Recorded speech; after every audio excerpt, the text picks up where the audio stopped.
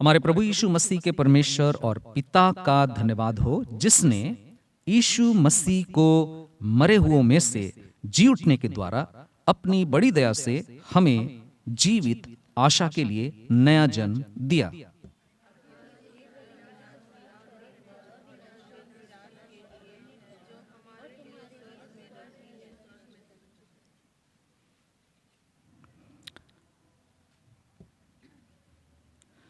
जिनकी रक्षा परमेश्वर की सामर्थ से विश्वास के द्वारा उस उद्धार के लिए जो आने वाले समय में प्रकट होने वाली है की जाती है।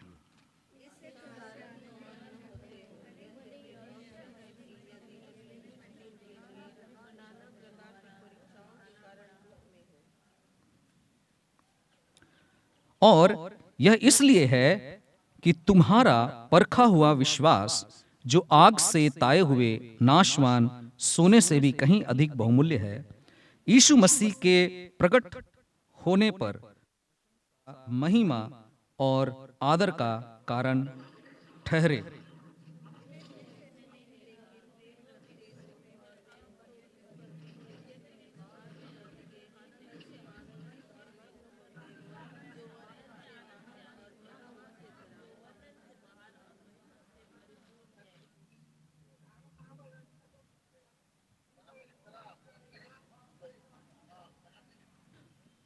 नौ पद। और अपने विश्वास का प्रतिफल अर्थात आत्माओं का उद्धार प्राप्त करते हो।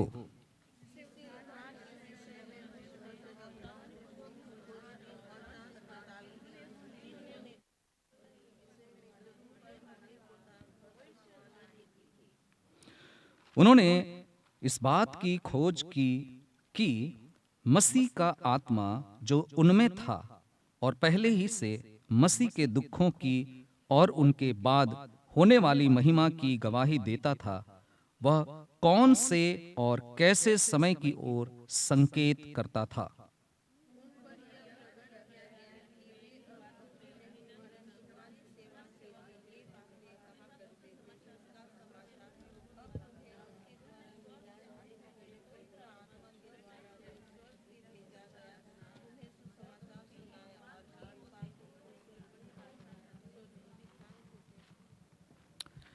धन्यवाद।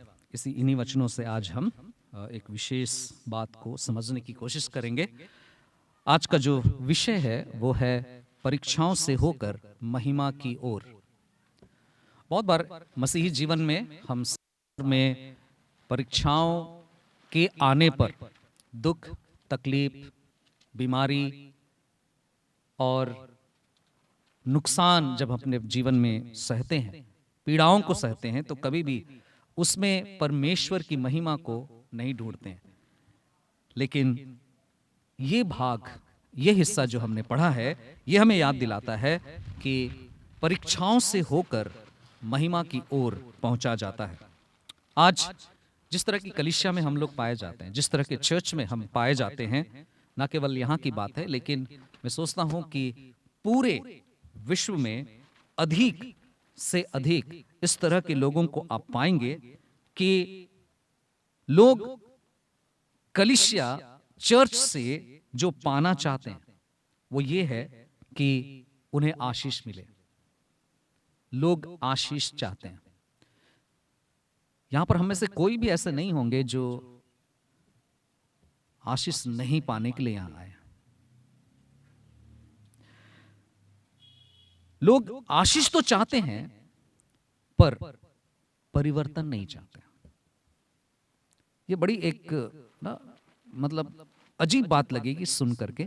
लोग आशीष तो पाना चाहते हैं लेकिन परिवर्तन नहीं चाहते। हम में से कई लोगों के जीवन में हो सकता है हम उस परिवर्तन का अनुभव किए हैं, बदलाव का अनुभव किए हैं, तो हम समझ सकते हैं कि प्रभु का धन्यवाद हो कि आशीष तो मैं प्राप्त किया हूं या प्राप्त की हूं, लेकिन प्रभु ने मुझे बदला है, इस बात को हम जानते हैं। लोग चमत्कार चाहते हैं। चर्च के साथ इसलिए जुड़ना चाहते हैं, कलीसिया में इसलिए आते हैं क्योंकि उन्हें आश्चर्यकर्म देखना है। लोग आश्चर्यकर्म तो पाना चाहते हैं, चमत्कार तो देखना चाहते हैं, पर अपने चरित्र को मसीह के चरित्र में ढालना नहीं चाहते। और इसलिए आज संसार में एक मिलावटी जीवन चल रहा है। मसीह केवल मसीही कहलाने से नहीं होता है। जब हम बोलते हैं मसीही, जब हम बोलते हैं क्रिश्चियन ना, संथाली में बोला जाता है इन दो ईसाई कना। अधिक से अधिक लोगों को आप पूछेंगे और पूछेंगे चे ये ते आम दो ईसाई कना मसे लई में आम दो चिदाम ईसाई कना। आप क्यों मसीही हैं अगर पूछेंगे तो उनके पास जो बाइबल का जवाब है वो नहीं मिलेगा। उनके पास क्या जवाब हो सकता है? उनके पास ये जवाब हो सकता है क्योंकि मेरे माँ बाप मसीह। उनके पास क्या जवाब होगा? क्योंकि मेरे माँ बाप ने बचपन में मुझको बपतिस्मा दिलाया है। उनके पास क्या जवाब होगा? क्योंकि हम प्रति रविवार को चर्च जाते हैं। उनके पास क्या जवाब होगा? क्योंकि हमने, हमारे पूर्वजों ने, हमने अपना बचपना मिशन कंपाउंड में बिताया है और इसलिए हम क्या है? मसीह हैं। लेकिन ये सारे जितने भी रीजन दिया जा रहा है कि इस वजह से मसीह हैं, बाइबल में इसमें से एक भी रीजन को टिक नहीं किया गया है।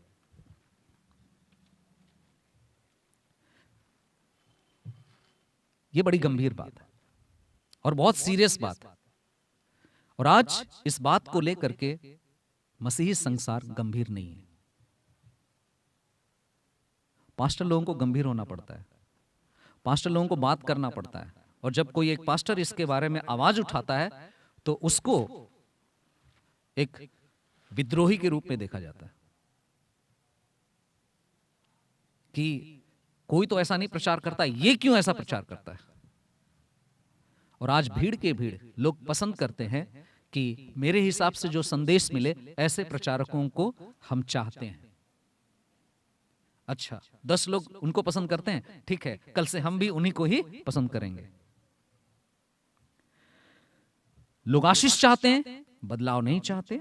लोग चमत्कार चाहते हैं पर चरित्र को, मसीही चरित्र को नहीं चाहते। परमेश्वर का वचन हमें सिखाता है सच्चा मसीही जीवन बिना परीक्षाओं के नहीं होता।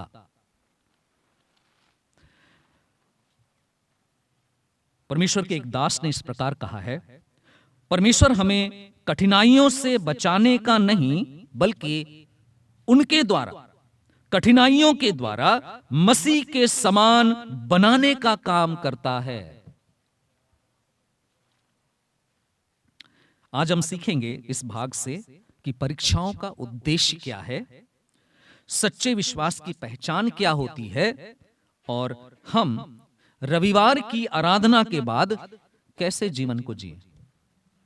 अगर हम रविवार की आराधना को लगातार अटेंड करते हैं तो अटेंड करने के बाद हमारा जीवन सप्ताह के बीच में किस तरीके का होना चाहिए।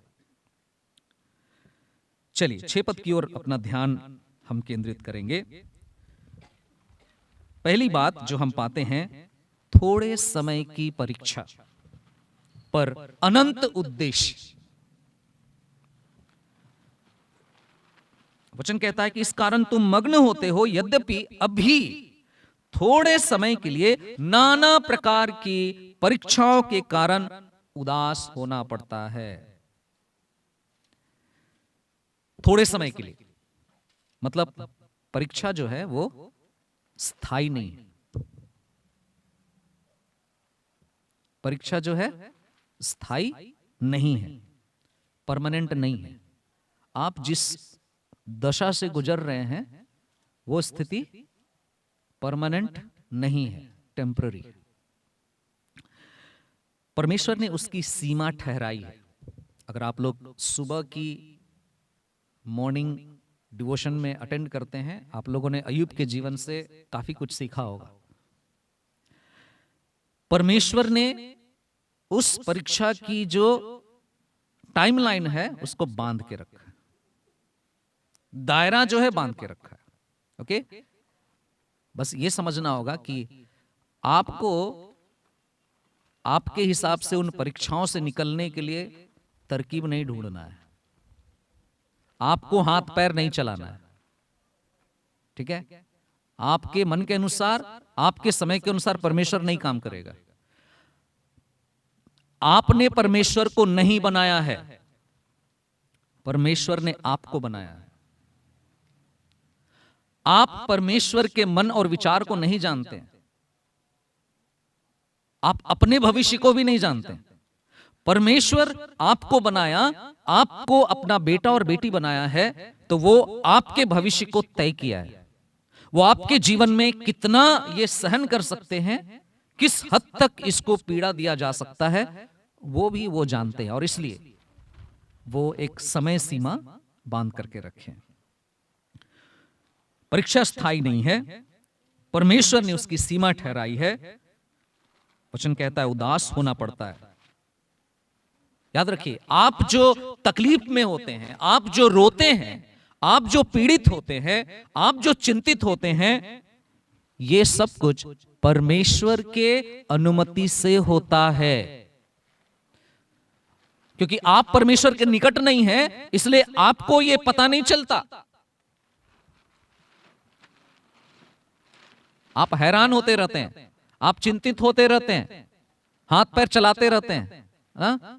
एक बच्चा जब तालाब में तैरने जाता और तैरने की कोशिश करता है, समझ में नहीं आता कि नीचे मैं कैसे जा रहा हूं, और हाथ पैर जैसे मारता है ना, कुछ उसी तरीके से जब हम परीक्षा में पढ़ते हैं, परमेश्वर पर भरोसा नहीं है, परमेश्वर की अगुवाई को हम नहीं जानते, इसलिए हम क्या करते रहते हैं, चिंतित होते रहते हैं, पीड़ित होते रहते हैं, और हमें लगता है कि अब हम डूब जाएंगे, अब हम मर जाएंगे, अब हम खत्म हो जाएंगे। लेकिन परमेश्वर जानता है।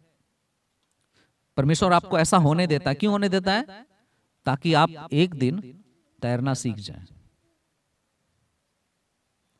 ताकि आप एक समय में ये सीख जाएं, आप स्थिति को कंट्रोल नहीं कर सकते हैं। कौन कर सकता है? परमेश्वर कर सकता है। ये परमेश्वर की अनुमति से होता है, दुर्घटना नहीं है। आपके जीवन में जो कुछ हो रहा है, अगर आप परमेश्वर के संतान हैं, मैं उनसे बात कर रहा हूं जो परमेश्वर को जानते हैं, परमेश्वर को अपना जीवन सौंपे हैं, मैं ऐसे लोगों को संबोधित करके बात कर रहा हूं। यदि आपने अपना जीवन प्रभु को दिया है, तो याद रखिए कि आपके जीवन में जो कुछ हो रहा है वो एक्सीडेंट नहीं है, वो दुर्घटना नहीं है, परमेश्वर की योजना है। जो बात हमें तोड़ने आई है, वही बात परमेश्वर के हाथ में हमें बनाने का साधन बन जाती है। ये समझना होगा, ये जानना होगा। मेरे प्रियो, एक बहुत बड़ी सच्चाई है परीक्षा को लेकर के, एक आत्मिक सच्चाई है। वो ये है, हर परीक्षा हमें दो रास्ते दिखाती है। पहला कड़वाहट का, या तो हम कड़वाहट की ओर चले जाएंगे, दूसरा या तो हम पवित्रता के लिए मुड़ जाएंगे।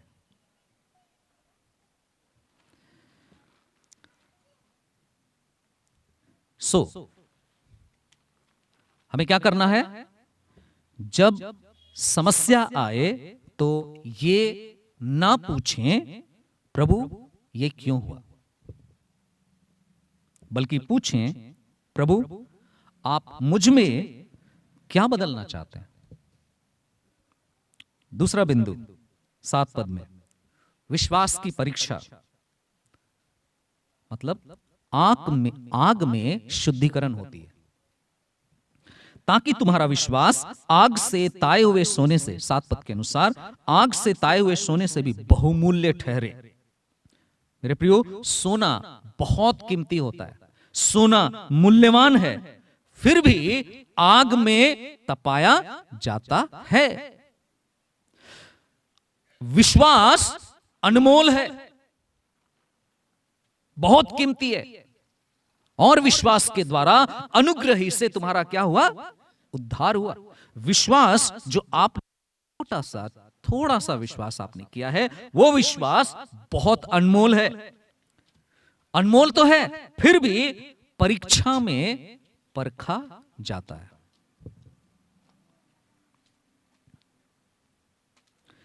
परमेश्वर हमारे प्रभु के लिए जीवन व्यतीत जो हम करते हैं, जो सेवकाई करते हैं, सेवकाई से पहले हमारे चरित्र को देखता है।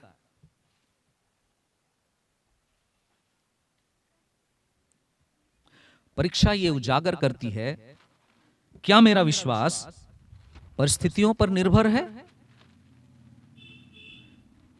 चीजें जब हमारे हिसाब से होंगी, हम जैसा देखना चाहते हैं वैसा होगा, तब हम परमेश्वर पर विश्वास करेंगे। मेरा विश्वास परिस्थितियों पर निर्भर है या परमेश्वर के स्वभाव पर टिका हुआ? कुछ लोग ऐसे होते हैं, खास करके पति पत्नी के जीवन में ऐसा होता है। मेरी पत्नी जब मानेगी तब मैं चर्च जाऊंगा, मेरा पति जब मुझको सपोर्ट करेगा तब मैं चर्च जाऊंगा, तब मैं चर्च जाऊंगी। परिस्थिति। आपको एक बात तय करना होगा हर एक के लिए, ये आप जब परमेश्वर के पास जाएंगे तो आप किसके सहारे परमेश्वर के पास आप उसकी उपस्थिति में खड़े होंगे? आपके पति के कारण, आपकी पत्नी के कारण, आपके बेटा के कारण, आपकी बेटी के कारण, आपके बाप के कारण? किसके कारण आप वहां होंगे? प्रभु यीशु मसीह के कारण। सबसे पहले हम कौन हैं? परमेश्वर के संतान हैं। उसके बाद हमारे पास संसार में, शारीरिक जीवन में हमें क्या दिया गया है? मेरी पत्नी है, मेरा बेटा है, मेरे रिश्तेदार हैं, मेरे भाई बहन हैं, मेरे माता पिता है, अन्य लोग हैं। आज मसीह जीवन में ना बहुत ज्यादा ये जो संसार का जो शारीरिक रिश्ता है ना, एकदम खिचड़ी बन गया है। एक ऐसा खिचड़ी बन गया है, उसको आप खाने की कोशिश करेंगे, बहुत मुश्किल है। बहुत कुछ उसमें मिला हुआ है, फिर भी जबरदस्ती उठ करना चाहेंगे।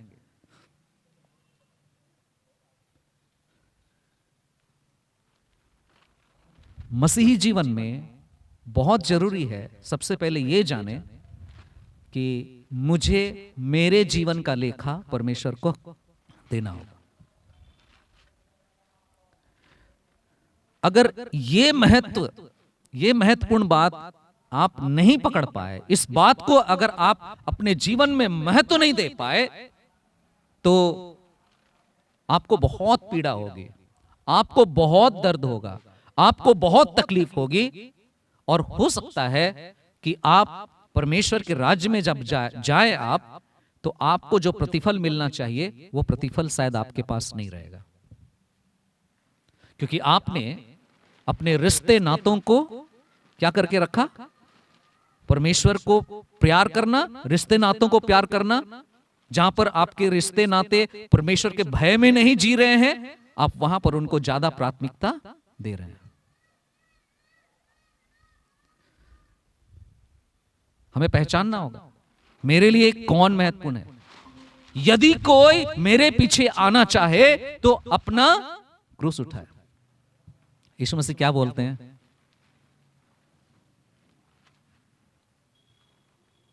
मैं पत्नी को पति से अलग करने के लिए आया हूं।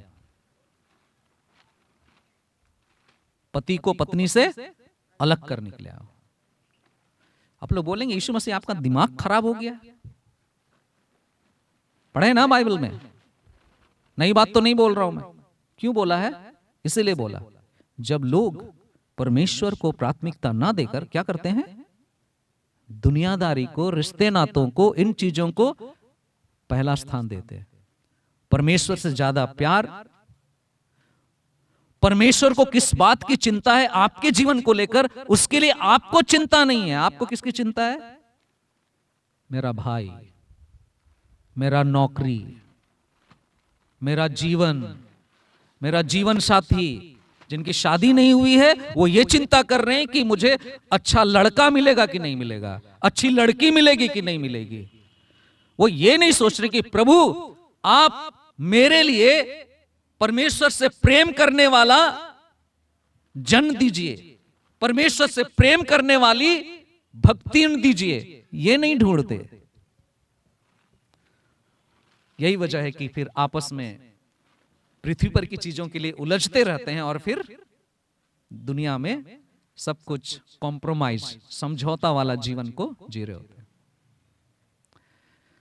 आपको क्या लगता है कि शैतान को अपने लोगों को साथ चलाने में कोई दिक्कत होती है? प्रभु के लोगों को शैतान अपनी ओर खींच लेता है, अपनी ओर करने के लिए उसको आपको क्या लगता है कि बहुत मेहनत करना पड़ता है?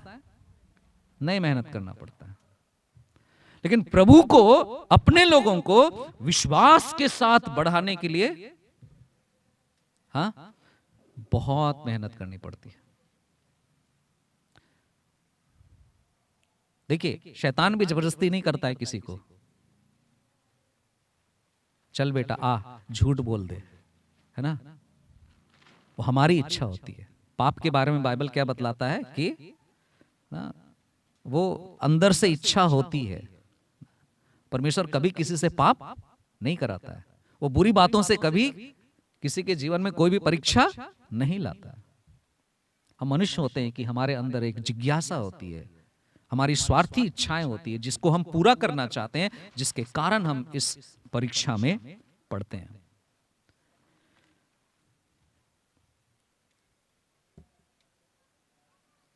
क्या परिस्थितियां, लोग, हमारे चारों ओर जो चीजें हो रही हैं, क्या इनसे बढ़कर हमारा विश्वास, हमारा भरोसा परमेश्वर के स्वभाव पर है? परमेश्वर के स्वभाव पर होना जरूरी है।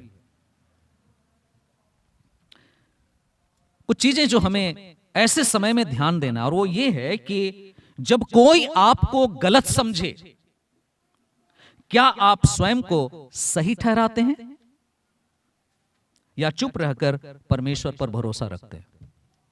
जनरली हमारी क्या होती है चाहत? मुझे बोलकर, बहस करके क्या करना है? अपने आप को सही ठहराना है। अरे परमेश्वर को काम करने दीजिए ना। आप किसके बेटे और बेटियां हैं? परमेश्वर के ना। क्या बोलता है परमेश्वर? यदि कोई तुम्हें छूता है तो मेरी आंख की पुतली को छूता है।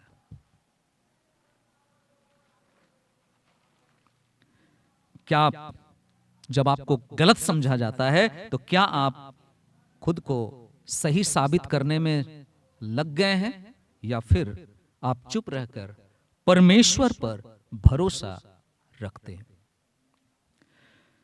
याद रखिए, परीक्षा जो है वो चरित्र की परीक्षा होती है। आप जैसे हैं, जो हैं, परमेश्वर ने आपको स्वीकार किया है। इंसान है जो नहीं स्वीकार कर पाता है, समझ रहे? मनुष्य है जो आपको ग्रहण नहीं कर पाता है।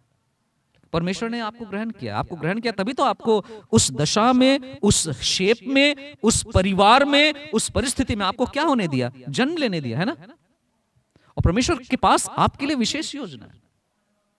आप जितना भी जानते हैं, परमेश्वर के पास आपके जीवन के लिए एक अद्भुत योजना है। इस्राएलियों को उसने कहा, मैं जानता हूं, उन योजनाओं को जानता हूं जो मैंने तुम्हारे लिए बनाई है। वो हानि की नहीं है, आपके नुकसान के लिए नहीं है, लेकिन किसके लिए है? भलाई के लिए, लाभ की है, एक उज्जवल भविष्य के लिए। परमेश्वर बार बार इस बात को दावा करके बताता है।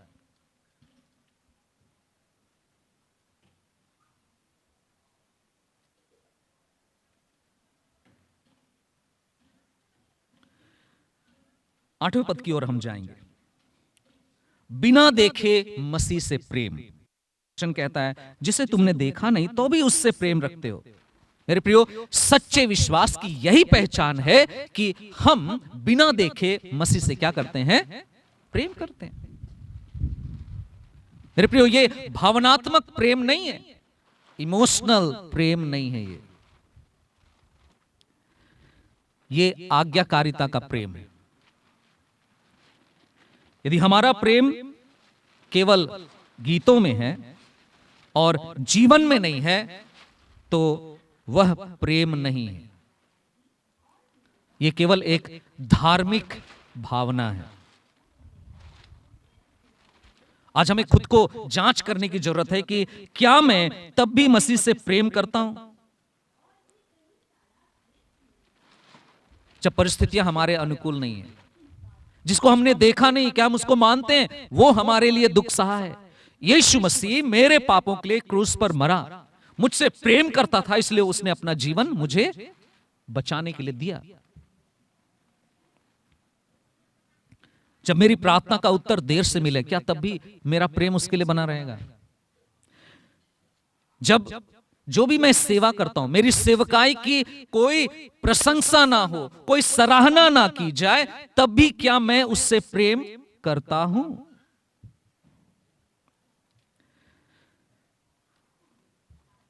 मेरे प्रियो, मसीह से प्रेम का मतलब यह है कि पाप से किसी तरह का समझौता नहीं करना,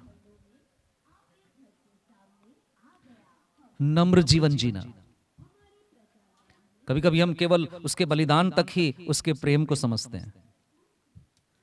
क्या हम हर दिन के जीवन में किसी भी तरीके का अधर्म है, किसी भी तरीके का भ्रष्टाचार है, किसी भी तरीके का जो ना झूठ बुलवाने के लिए जो कराया जाता है, गलत काम करवाने के लिए कराया जाता है, क्या हम पाप से समझौता कर रहे हैं कि नहीं करते हैं? नहीं करते हैं, इसका मतलब हम क्या कर रहे हैं? प्रेम बनाए हुए। नम्र जीवन जीना।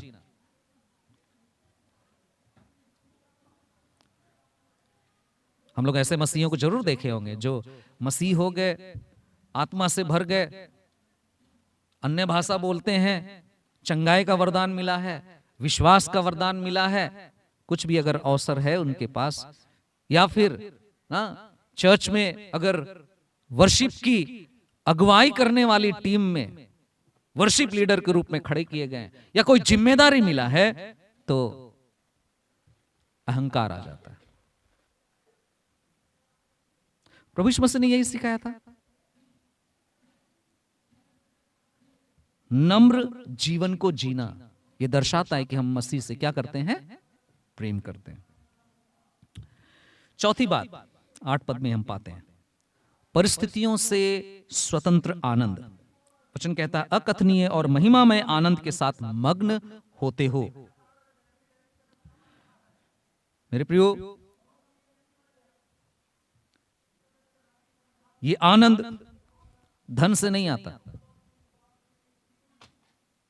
बहुत बार मसीह जीवन में, हम विश्वास के जीवन में बढ़ रहे हैं, जब हमारी सैलरी बढ़ जाती ना अचानक, 10,000 था 15,000 मिलना शुरू हो गया, तो वो जो आनंद आता है ना, वो पैसे का आनंद है।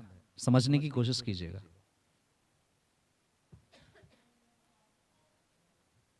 लकी ड्रॉ हो गया, है ना? पता नहीं आप लोग खेलते हैं कि नहीं लकी ड्रॉ, लेकिन बहुत सारे मसीही लोग ना, बड़ा अच्छा लक है उनका। मतलब महीने में एक आध बार उनका जो टिकट लिया हुआ रहता है लग ही जाता है, लेकिन उसका 10वां अंश वो लोग प्रभु को देते हैं कि नहीं देते हैं नहीं मालूम। खैर, वो बात की बात है। ये कुछ ऐसा नहीं है कि कुछ हमने प्राप्त कर लिया भौतिक रूप से और तब हम आनंदित होकर के हम क्या बोल रहे हैं कि हाँ, मैं प्रभु में क्या हूं? आनंदित हूं। वो आनंद जब नहीं भी रहे तो भी वो आनंद वैसे ही बरकरार रहना है। जरूर वो आनंद धन के रूप में कुछ अगर, या सामग्री के रूप में कुछ हमें प्राप्त होता है तो जरूर हम और अधिक उत्तेजित हो जाते हैं। लेकिन क्या ये उत्तेजना हमें और अधिक प्रभु पर भरोसा करने के लिए बढ़ाता है, या फिर कहीं ऐसा तो नहीं हम इतने उत्तेजित हो गए कि ये बताना चाह रहे हैं देखो तुम्हारा तो नहीं प्रमोशन हुआ लेकिन हम लोग का प्रमोशन हो गया। क्या है वहां पर, क्या चल रहा है?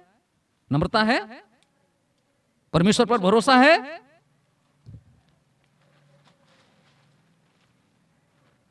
लेकिन क्या कहें, हम लोग मनुष्य है ना, हम लोगों को अच्छा लगता है। पिछले साल 12,000 मिल रहा था, इस साल नए सेशन से हमें 15,000 मिलना शुरू हो गया। हम चुप नहीं रहेंगे, हम बताएंगे। आप बताइए जरूर, आप दसवांश में दे करके बताइए प्रभु ये मैं अपने कमाई का हिस्सा दे करके मैं आपका आदर करना चाहता हूं। और केवल पैसे के ज्यादा आने से मैं आनंदित हूं ऐसी बात नहीं है। अगर नहीं भी बढ़ता तो मैं क्या रहूंगा? आनंदित रहूंगा।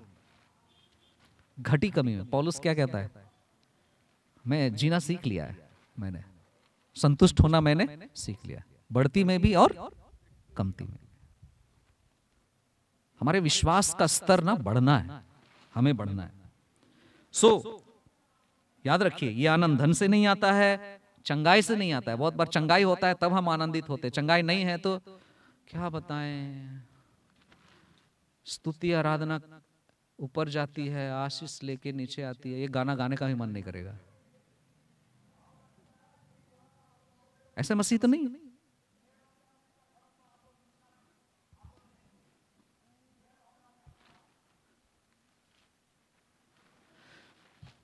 कोई किस्सा बताता है और हम लोगों को अक्सर, है ना, ओए में जब थे ना, शादी नहीं हुई थी तो टीम में एक्चुअली में 7-8 लोग अलग अलग स्टेट से हुआ करते थे, कोई एक स्टेट से नहीं होता था। एक बिहार का, उस समय तो झारखंड नहीं हुआ था, एक बिहार का, एक यूपी का, एक राजस्थान का, एक गुजरात का, और एक तमिलनाडु का, और एक केरल का, और एक कर्नाटका का। हिंदी सबको नहीं आती, अंग्रेजी में ही सबको बात करना है, लेकिन एक कॉमन भाषा, क्योंकि वर्शिप वगैरह करना है तो चर्च जाना है तो हिंदी भाषी क्षेत्र में, उत्तर भारत में जो भी टीम रहती है वो करती है। तो होता क्या था कि कुछ ना कुछ अनुभव लोगों के पास होते थे, पुराने लोगों के पास। तो वो लोग बताते हैं कि जब हम लोग बुक्स नहीं बेच पाते थे, पैसा नहीं होता था, तो हम लोग अक्सर साथ में मिलके, कोई उपाय नहीं है, उपवास प्रार्थना ही करना होता था। मजबूरी में उपवास प्रार्थना करना होता है। तो जब नहीं होता था तो वो गाना याद आता था,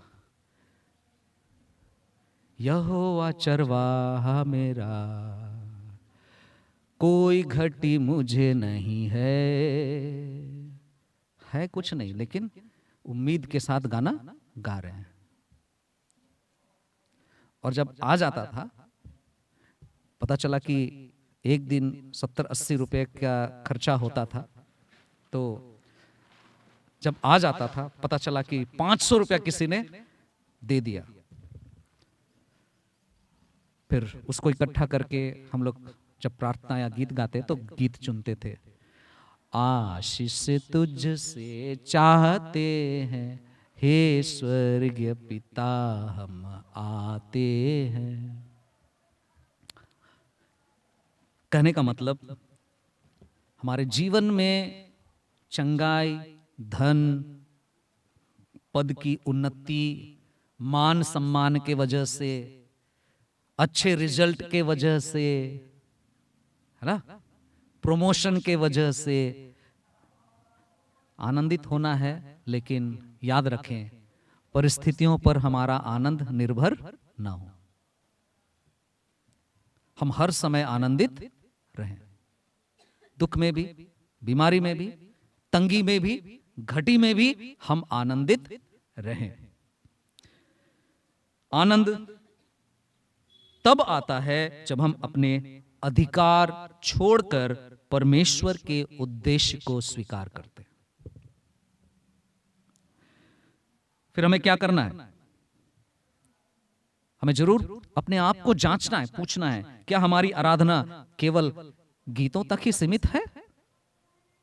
जब गीत गा रहे हैं वही समय में हमारा हाथ उठना चाहिए, ओ हालेलुया, प्रभु की स्तुति हो, राजाओं के राजा प्रभु की बड़ी स्तुति हो।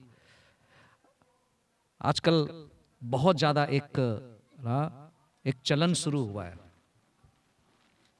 हम लोग क्योंकि लगातार ना सुबह में गीत सब छोड़ देते हैं, टीवी में ऑन कर देते हैं, एक्सरसाइज करते हैं और देखते हैं। आप लोग भी देखते होंगे, आजकल तो हाथ हाथ में आप देख सकते हैं यूट्यूब को। एक चलन शुरू हो गया है, मालूम है किस चीज का? भीड़ के भीड़ बहुत तरह के नए गानों को गा रही है, उसमें शामिल हो रही है ना। एक नया गाना आया है जिसमें जेसन बोल रहा था, डैडी इसको सीखे ना और हम लोग को सिखाइए। उसमें बोलता है कि आप लोग डांस करना जानते हैं, मैं आप लोगों को सिखाऊंगा। अगर नहीं आता है तो आप लोग ये देखिए।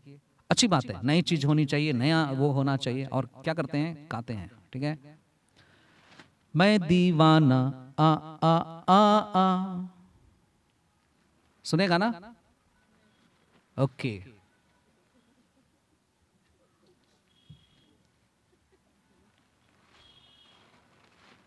मसीह गाना है,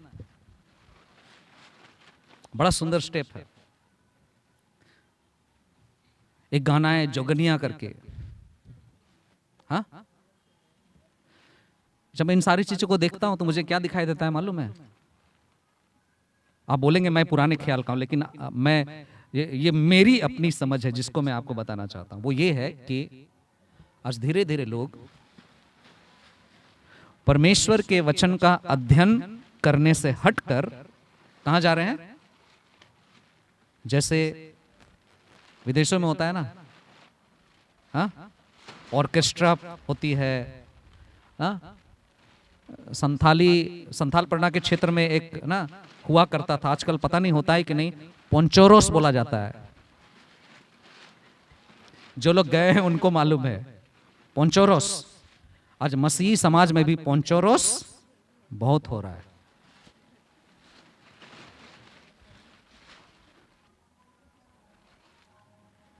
जरूरत है, गलत नहीं है ना?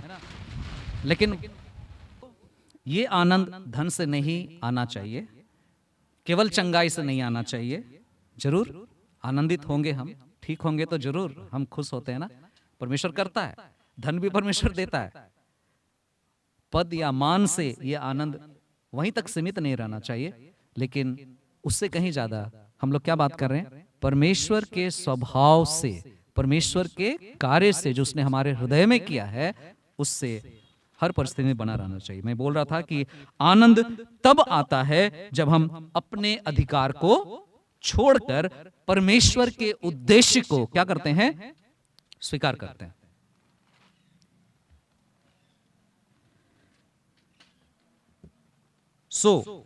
क्या हमारी आराधना केवल गीतों तक सीमित है, या हमारे दैनिक जीवन में भी धन्यवाद हम देते हैं?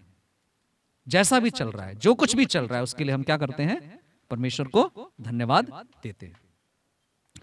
9 पद में हम पाते हैं विश्वास का लक्ष्य दिखाया गया, आत्मा का उद्धार। विश्वास का लक्ष्य क्या है? जीवन का, आत्मा का उद्धार। 9 पद कहता है अपने विश्वास का फल अर्थात आत्माओं का उद्धार प्राप्त करते हो।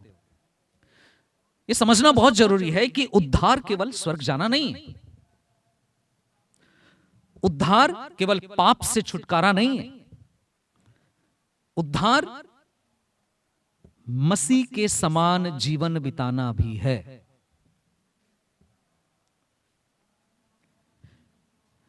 मेरे प्रियो, यदि उद्धार ने हमारे स्वभाव को नहीं बदला तो हमें अपने उद्धार की जांच करनी चाहिए। यहां पर हम मसीही की बात नहीं कर रहे हैं, हम किसकी बात कर रहे हैं? उद्धार की बात कर रहे हैं।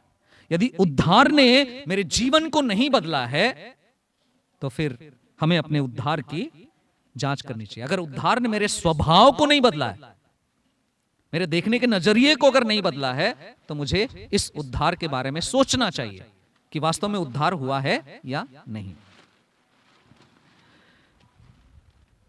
कुछ चीजें हमें गौर करने की जरूरत है जब हम इसको देखते हैं। क्या मैं पहले से अधिक नम्र हूं?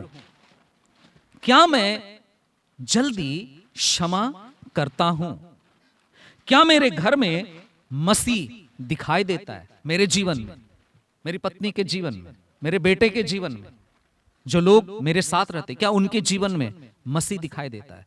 शुरुआत मुझे खुद से करनी है। मैं बदलूंगा, लोग मुझे देखकर बदलेंगे। बहुत कुछ हमारे बच्चों पर हम क्या करते हैं उसका प्रभाव पड़ता है। क्या मेरे घर में प्रभु यीशु मसीह दिखाई देता है? ओके, छठवीं बात, महान उद्धार। 10 से 12 वचन में महान उद्धार। ये महान उद्धार क्यों है? क्योंकि इसे स्वर्गदूत भी देखने की लालसा रखते हैं। वचन ये कहता है, जिन बातों को स्वर्गदूत भी देखने की लालसा रखते हैं। बड़ी अद्भुत बात है। भविष्यद्वक्ता खोजते रहे। पुराने नियम में जो भविष्यद्वक्ताओं के बारे में सुनते हैं, वे भविष्यद्वक्ता क्या करते रहे? खोजते रहे, ढूंढते रहे, इंतजार करते रहे। स्वर्गदूत भी आश्चर्य करते हैं इस उद्धार को। वो कभी प्राप्त नहीं कर सकते, लेकिन वो आश्चर्य करते हैं। लेकिन जब हमारे पास ये आया है तो हम लोग इस उद्धार को बड़े हल्के में ले लेते हैं। पुराने नियम के लोगों ने देखा नहीं। स्वर्गदूत उम्मीद करते हैं, स्वर्गदूत चाहते हैं काश हम भी इस उद्धार के अनुभव को प्राप्त करते। लेकिन जो हमने उद्धार पाया है तो हम कई बार इस उद्धार को बड़े हल्के में लेते हैं। मेरे प्रियो, अगर आपको अधिक प्रकाशन मिला है तो याद रखिए आपके पास अधिक जिम्मेदारी है। यदि आपने अधिक अनुग्रह प्राप्त किया है तो फिर परमेश्वर आपसे अधिक पवित्रता की मांग करता है। ये मैं नहीं कह रहा हूं, परमेश्वर ये चाहता है, मुझसे भी चाहता है, हम सबसे चाहता है कि हम इस उद्धार को जो हमने पाया है अच्छी रीति से हम अपने जीवन में इस्तेमाल करें, पवित्रता का जीवन हम व्यतीत करें।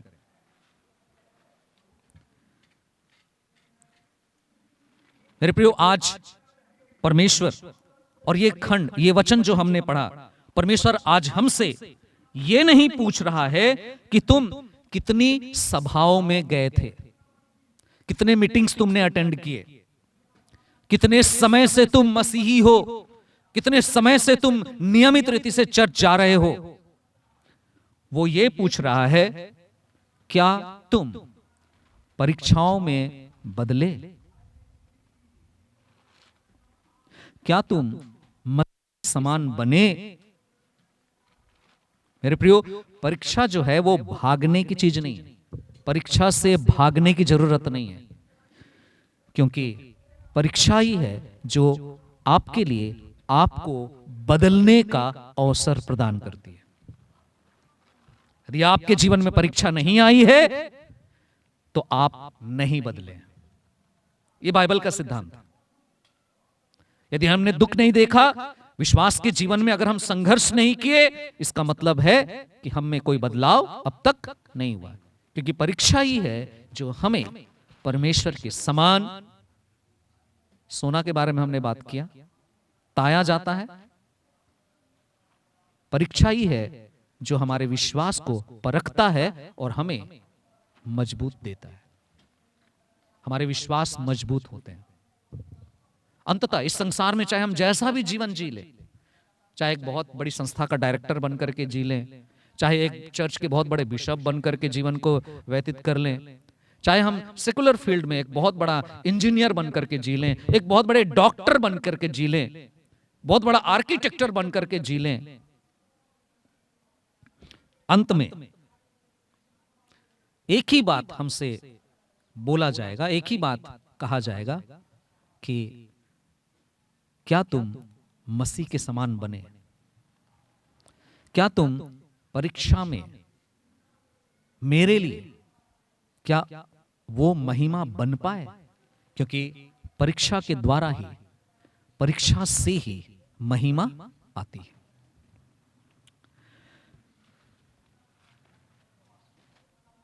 प्रभु सहायता करे कि हम समझ सकें, प्रार्थना कर सकें, प्रभु हमारी परिस्थितियां नहीं, हमारा हृदय बदल। हम ये प्रार्थना करना सीख सके। प्रभु, हमारी परिस्थितियों के लिए नहीं मैं मांगता हूं, मेरे हृदय को आप क्या कर दीजिए, बदल दीजिए, नया कर दीजिए, मजबूत कर दीजिए। हमें आराम नहीं, एक आरामदायक जीवन नहीं, मेरे सुविधानुसार चीजें ना हो, बल्कि आप मुझे पवित्र बना दें। प्रभु अपने वचन के द्वारा हम सबको बड़ी आशीष दे। यीशु के नाम में हम चीजों को अपने जीवन में बदलता हुआ देख सकें। आइए हम प्रार्थना करेंगे। महान अनुग्रहकारी दयालु पिता, इस सुंदर दिन के लिए, सुंदर वचनों के लिए हम धन्यवाद देते हैं। सचमुच में आज हम जिस संसार में हैं, हमारे जीवन के लिए बहुत कुछ है जो शायद जरूरी है समझना, कैसे हमें आपको महिमा देने वाला जीवन जीना है। और खास करके जब हम दुख में, बीमारी में, हताशा में जब हम जाते हैं, जब जीवन अनिश्चित लगता है, प्रभु हम इस बात को देख सके, जान सकें कि आप कितने प्रेमी परमेश्वर हैं। आप मुश्किल परिस्थिति में भी हमारे साथ खड़े होते हैं, हमें जीवन देते हैं, हमें संभालते हैं, हमारी चिंता करते हैं, हमारी भविष्य की चिंता करते हैं। जब तक हम जीवित हैं, हर एक दिन का आपके पास हमारे जीवन का योजना बना हुआ है। प्रभु हम उसे समझ सकें, हमारी मदद करें। खास करके प्रभु परीक्षाओं के बीच में हम प्रभु परिस्थितियों को बदलने के लिए नहीं, लेकिन अपने हृदय को बदलने के लिए आपसे मांग सकें। प्रभु आप अनुग्रह कीजिए। हमें से हर एक जन प्रभु आपके हाथों में अपने जीवन को सौंपते हैं। आदर, महिमा, प्रशंसा सब कुछ आपको देते हुए धन्यवाद के साथ इस प्रार्थना को यीशु के नाम में अर्पण करते हैं। दया सुनिए और ग्रहण कीजिए। आमीन।